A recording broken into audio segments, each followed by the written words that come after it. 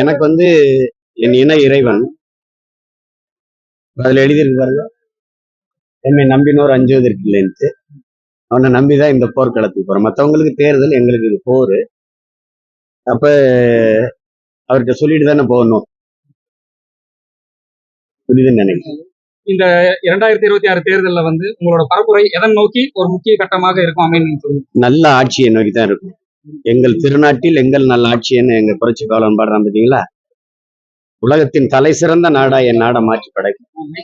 உங்களுக்கு புரியுதுன்னு நினைக்கிறேன். உலகமே திரும்பி பார்க்கிற ஒரு நல்ல ஆட்சியை கொடுக்கும். பூமியின் சொர்க்கமா மாத்துவேன் என் தாய்நாட்டை. 234 தொகுதியிலும் உங்களோட இதோட பரப்புரை முன்னெடுக்கப்படுகிறது. இன்றிலிருந்து 21ஆம் தேதி வரை, ஏப்ரல் 21 வரை இந்த 30 நாட்கள் உங்களோட பரப்புரை தொடங்குகிறது.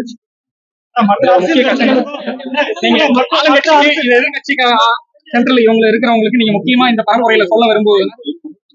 எல்லா கட்சிக்கும் ஒரே எதிர்கட்சி நாங்க தான். உங்களுக்கு புரியுதுன்னு நினைக்கிறேன்.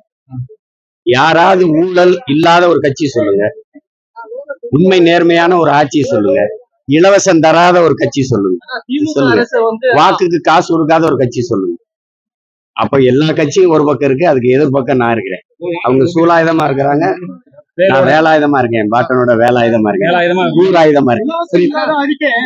எப்படி இருக்கும்னு நினைக்கிறீங்க? இலவசம் இல்லாத நீங்க தான் இந்த அறிக்கை மக்களிடையே ஏற்படுமா? இலவசம்ங்கிறது ஒரு ஏமாற்று. எதையாவது கொடுத்து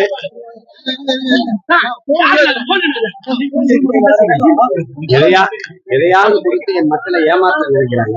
நான் அதுல இருந்து மாற்ற நினைக்கிறேன். இது ரெண்டுக்கும் தான் போட்டி. புரியுதுன்னு நினைக்கிறேன். இலவசம்ங்கிறது ஒரு ஏமாற்று, லஞ்சம். தமிழகத்திலே நீங்க தான் முதல்ல பிரச்சாரத்தை 234 தொகுதிக்கும் தொடங்குறீங்க. வேட்பாளரையும் முதல்ல அறிவிச்சிருக்கீங்க. இது நீண்ட கால போரு, 500 ஆண்டுகளா நடக்கிற போரு. அதனால கொஞ்சம் முன்கூட்டியே ஆரம்பிக்கும்.